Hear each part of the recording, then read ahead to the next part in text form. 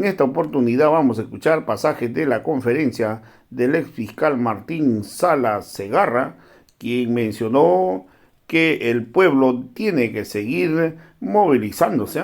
También mencionó que hoy están buscando de amedrentar a la Junta Nacional de Justicia para evitar que continúe con sus investigaciones.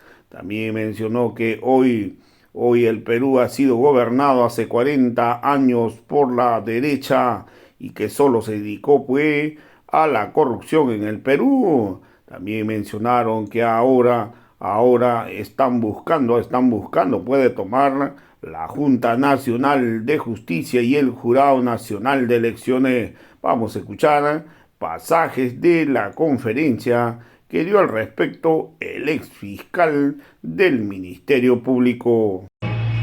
Y un voto de aplauso, por favor. Bueno, en vivo y en directo desde Lima, seguridad y libertad de expresión en tiempos de dictadura. El ex fiscal del Ministerio Público, Salas Arena. Agradezco la gentil invitación que me hace la prensa participativa democrática, como siempre la he llamado yo. El lenguaje es muy poderoso. Cuando decimos prensa alternativa, quiere decir que hay algo principal, algo que podría ser más importante.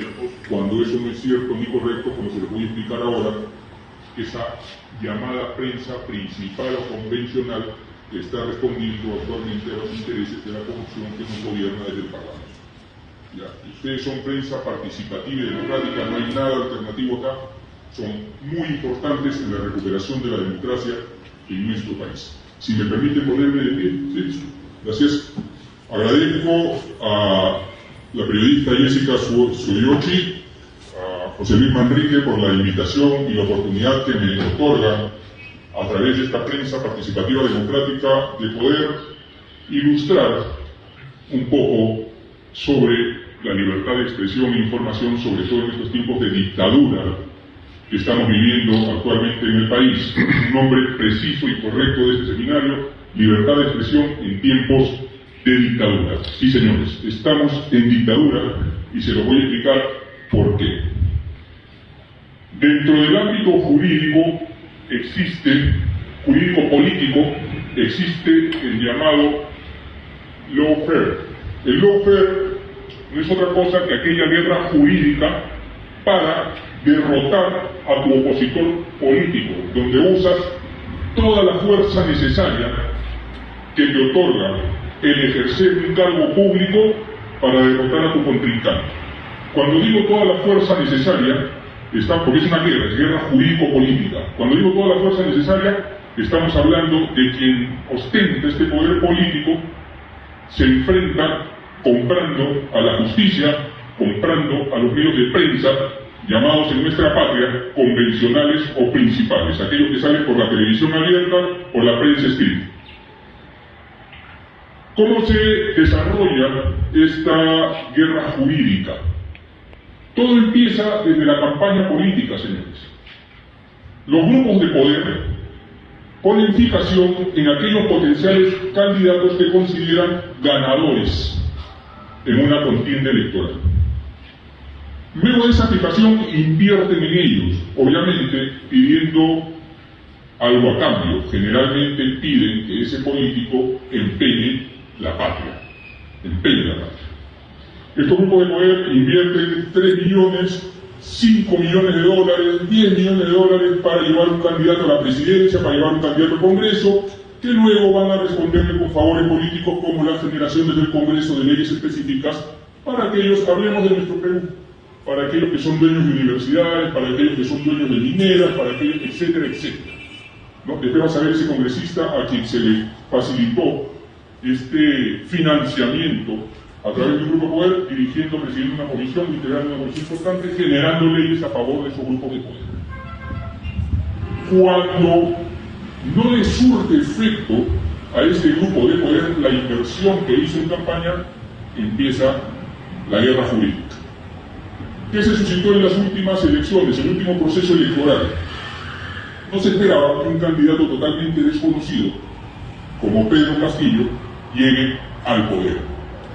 Ojo que, les vuelvo a aclarar, no defiendo ni soy castillista. Si Pedro Castillo tiene que terminar preso por presuntos actos de corrupción, la justicia se encargará. Tampoco soy adivino para decir que es delincuente, porque eso se va a encargar la justicia. Pero sí es bueno que sepa que cuando él llega al poder, le rompe el esquema a los grupos de poder que ya habían invertido en otros candidatos. Y se inicia la guerra jurídica cuestionando el proceso electoral, hablando de un fraude, donde se involucraron organismos internacionales como la OEA, que vinieron los veedores, verificadores y determinaron que no hubo ningún fraude. Por ahí empezó la guerra jurídica. El Perú ha sido gobernado por más de 40 años por la gran corrupción de la derecha. Llega un gobierno de izquierda y pierden ese acceso al poder y pierden ese acceso a las arcas públicas, porque de ahí sale la plata de la corrupción, de ahí viene la pobreza, de ahí viene todo el sufrimiento de nuestra patria. Una vez que empieza a gobernar la izquierda, mueven todos sus instrumentos dentro de la política para empezar a captar a los organismos del Estado. Es así como paso a paso llegan a la Fiscalía de la Nación, toman el poder en la Fiscalía, politizan la Fiscalía e incluso se crea un grupo especializado de fiscales llamados contra la corrupción del poder, que no es otra cosa, yo lo llamo así de la siguiente manera: es el grupo de fiscales especializados en perseguir a Pedro Castillo, a sus ministros y a su familia. Porque si tú creas un grupo especializado de fiscales para perseguir la corrupción del poder, el poder no solamente está en el Ejecutivo, el poder también está en el Congreso, también está en las Fiscalías Supremas, también está en la Corte Suprema de Justicia de la República, en el Tribunal Constitucional y, en fin, en todos aquellos funcionarios públicos que se encuentran aforados en el artículo 99 de la Constitución. Si ustedes leen el artículo 99 de la Constitución, ahí se van a dar cuenta quiénes son los funcionarios del más alto estamento en el Perú. Es un gran poder el que tiene cada uno de los funcionarios detallados en el artículo 99, pero no, acá persiguen solamente a la gestión de Pedro Castillo. Yo me pregunto, los casos de corrupción del actual gobierno de Dina Boluarte los investiga el grupo de fiscales contra la corrupción del poder. Que yo sepa, no, al menos la prensa convencional o abierta no lo vende. Investiga los actos de corrupción en la Corte Suprema, tampoco.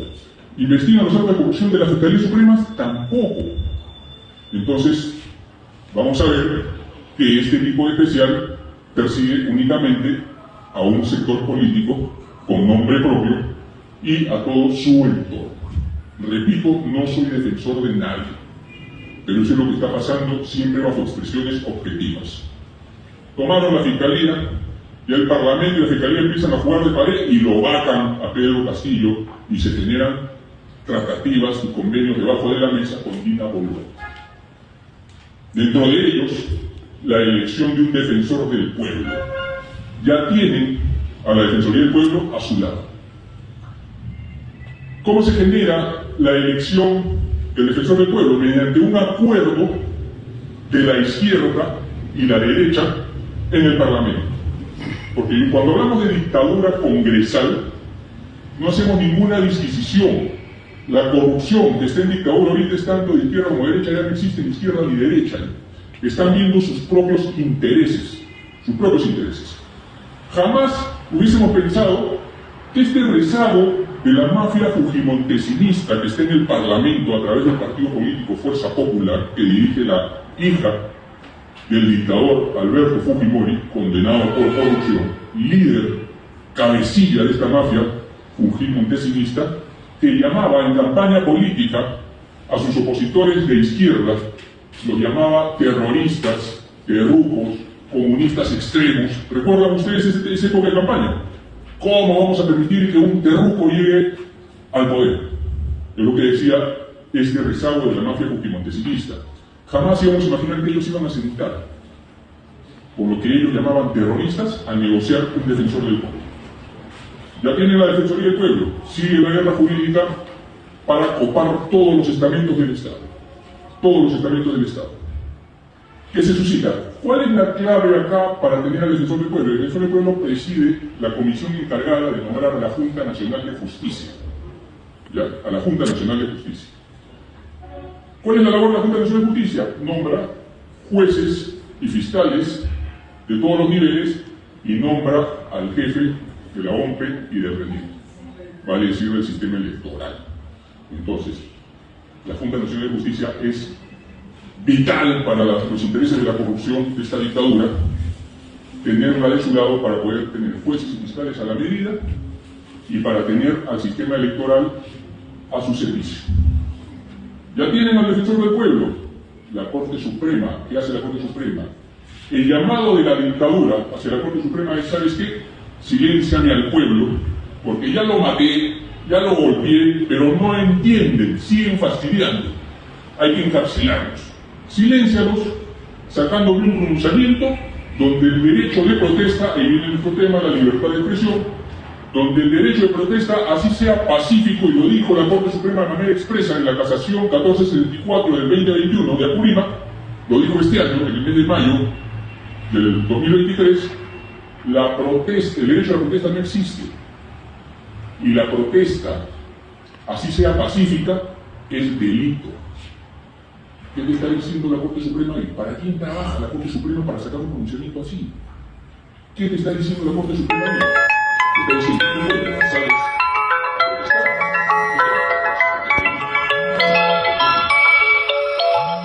coparon la Corte Suprema, tienen la Corte Suprema, tienen la Fiscalía, tienen al Ejecutivo, tienen la Defensoría del Pueblo. ¿Saben qué les falta a la Junta Nacional de Justicia y el Jurado Nacional de Elecciones? Todavía no lo tienen. Hay algunos representantes en los que yo personalmente confío, como la Junta Nacional de Justicia, la doctora Inés Tello, ojalá que tenga el mismo temple que tuvo cuando fue juez. Yo trabajé en su sala como fiscal y era una juez intachable. Ojalá que mantenga esa posición como miembro de la Junta Nacional de Justicia y no se nos doblegue ante las amenazas que ya le han hecho estos sicarios del Congreso que salen a decir voy a acusarlos constitucionalmente, ¿no? A los de la Junta Nacional de Justicia, amedrentándolos, o la misma fiscal de la Nación que dice las investigaciones que me abren son arbitrarias, es un abuso de poder y no sé qué, no sé cuánto. Estos son amedrentamientos hacia la Junta Nacional de Justicia.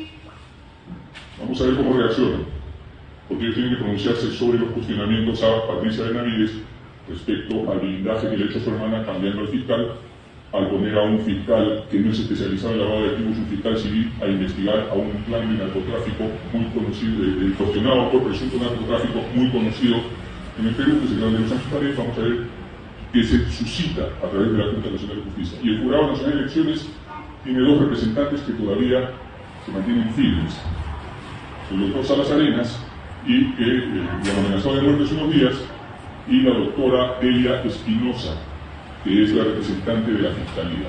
Personalmente conozco a la doctora Delia Espinosa y considero que ella es de un temple muy duro y es intachable. A Salas Arenas lo conocí porque litigué en algún momento en su sala suprema como fiscal supremo punto, y como juez también era el juez, ojalá que sea el presidente del Jurado Nacional de Elecciones. Todavía no toman esos estamentos. ¿Qué pasó con la Corte Suprema? Vamos a ver que el derecho a la protesta es la unión, la concatenación de dos derechos fundamentales consagrados en nuestra Constitución: el derecho a la libertad de expresión y el derecho de reunión. Si tú juntas los dos, sale el derecho a la protesta. La Corte Suprema ha limitado ese derecho a la protesta. Vale decir que está limitando dos derechos fundamentales que la Constitución consagra y nos otorga de manera abierta y tiene que ser garantizado, sobre todo por nuestras autoridades. Pero no ocurre. No muy similar a los videos que hemos visto donde las autoridades policiales reprimen a la prensa participativa democrática y le dan privilegios a la prensa convencional, que definitivamente ya está trabajando para esta dictadura de corrupción del Congreso. El derecho, la libertad de expresión se condice con la libertad de información, pero hay que diferenciarlos. Y tomen nota, por favor. Todo tiene que ver con la teoría de los actos del habla. Dentro de los actos del habla tenemos las afirmaciones y las interpretaciones. Las afirmaciones son una descripción de la realidad. de la realidad. Si yo les pregunto a ustedes, ¿de qué color es esta mesa? Entiendo, salvo que tengamos algún problema de salud en nuestra vista o suframos de daltonismo, esta mesa es blanca. Esa es una afirmación, es una descripción de la realidad. Una interpretación sería si le pregunto, ¿te gusta esta mesa? Y alguien me dice, no me gusta porque primero que es muy ligera, el material plástico, no me gusta. Yo le podría decir que en mi interpretación esta mesa es hermosa, es práctica, me encanta. Sobre la misma realidad tenemos interpretaciones distintas. Entonces, tomando en consideración los actos del habla entre las afirmaciones y las interpretaciones, lo llevamos al ámbito constitucional consagrado en el inciso 4, artículo 2 de nuestra Constitución Política del Perú, para ver en qué consiste la libertad de expresión y la libertad de información. La libertad de información responde a una descripción de la realidad. Vale decir, es una afirmación. La libertad de información. De información. ¿Por qué? Porque cuando uno informa un hecho concreto acontecido, realmente acontecido, en un lugar específico, en un momento, hora específica, con actores identificados. Como es un suceso cierto, hay pruebas para demostrarlo. Y parte de esas pruebas son las cámaras, los videos, los audios, los testigos, los documentos. Esos son los medios de prueba para demostrar una afirmación, que ese hecho responde a la realidad. Repito, la libertad de información responde a una descripción de la realidad. ¿Ya? La libertad de información responde a una descripción de la realidad, es una apreciación sobre un acontecimiento cierto. La libertad de expresión, por el contrario, es una interpretación de la realidad. Hay que tener mucho cuidado con ello, porque la prensa convencional lo que hace es libertad de expresión, y yo le voy a contar un ejemplo personal. La libertad de expresión es una interpretación de la realidad. Se inicia una persecución penal contra cualquier político, sea PPK, Toledo, sea Ollantumala, sea Castillo, sea quien fuese, y sale un medio, sea participativo democrático o un medio convencional, sale y dice: Humala, PPK, Castillo son delincuentes, porque la Fiscalía les ha abierto una investigación penal por haber encontrado $400.000 en la cuenta bancaria, $20.000 en el baño, etcétera, etcétera. Pregunto, ¿lo está calificando de delincuente? Está tomando una descripción de la realidad como una afirmación. La única persona autorizada para establecer ese juicio de valor es el juez. Es el juez. Por eso en la libertad de expresión tenemos que cuidarnos mucho, porque el puede traer consecuencias legales de índole penal. Existen los delitos contra el honor. Contra el honor. Lo recomendable es, si tengo certeza y tengo los documentos que lo prueben sobre un hecho cierto, voy a materializar una afirmación. Lo digo porque tengo el respaldo. Pero si es una interpretación de los hechos la que voy a hacer, que también la Constitución nos protege, siempre y cuando seamos responsables en el uso de ese derecho fundamental y no vayamos en contra de los derechos del otro, podemos expresarnos, podemos describir la realidad. Hay que establecer los límites. ¿Qué me pasó a mí? El año pasado, aproximadamente entre marzo y junio, hubo 2 pronunciamientos del pseudo periodista, porque no es periodista, nunca terminó la universidad, pero él lo tildan de periodista, o él se cree periodista, Beto Ortiz. En primer término, osó tocar mi nombre. Yo todavía ejercía el cargo de fiscal. Y dijo en uno de sus programas, no me acuerdo si fue el del 11 de abril o el de febrero, creo que fue el de febrero, cuando cambiaron el Consejo de Ministros, dijo que yo era el eslabón en la fiscalía, del gobierno de Castillo para proteger a Castillo. ¿Por qué dijo eso? ¿Por qué osó decir eso? Primero, porque uno de mis hermanos fue nombrado ministro de Estado, ¿no? Entonces, en algún momento me lo preguntaron, sentado en un set de periodismo, me lo preguntó el periodista y me dijo, ¿y usted ha denunciado públicamente a la fiscal de la Nación para ayudar a Castillo? Porque su hermano era ministro. Yo le respondí lo siguiente: si tú me etiquetas por lo que haga mi hermano, etiquétala a la fiscal de la Nación por lo que hace su hermana cuestionada como presunta integrante de una organización criminal que libera narcotraficantes. ¿Te atreves a etiquetarla? Etiquétala. Si no te atreves, separa mis acciones de la de mi hermano. Ese periodista de otra vez dijo que yo era el blindaje de Castillo. No, para empezar, no tenía ningún caso de Castillo. Segundo, no voté por Castillo, nunca he sido castillista. ¿Qué otra afirmación hizo ese señor haciendo sus propias interpretaciones, haciendo y materializando sus propias interpretaciones? Dijo que el ministro de Estado, mi hermano, había traficado influencias con Zoraida Ábalos para nombrarme como fiscal. Miren esa osadía. Eso sabía, yo tenía a esa fecha 20 años como fiscal. Mi hermano tenía 6 meses de ministro. 6 meses de ministro. Entonces, ¿en qué momento traficó él? Cuando era estudiante de Derecho y yo era fiscal, no lo entendí. Obviamente esto le interpuse una querella penal, pero la justicia politizada, obviamente, hizo o truncó esta querella. Pero bueno, ese es el ejemplo de lo que no se debe hacer. Él hizo una interpretación a una situación. Él dijo, es el hermano ministro, el fiscal que está trabajando en la Suprema, lleva casos emblemáticos como los cuellos blancos, que la fiscal de la Nación desarmó todo el equipo de los cuellos blancos, por eso es que investigan la Junta Nacional de Justicia, que le convenía a esta prensa que trabaja para la corrupción que está ahorita en el poder, en el Parlamento, que no está siendo investigada por la Fiscalía de la Nación, por supuesto, ni por el equipo especial de fiscales, le convenía obviamente golpear al fiscal que investigaba a los cuellos blancos. Y este señor se presta para ello y suelta una interpretación sosteniéndose supuestamente en la libertad de expresión.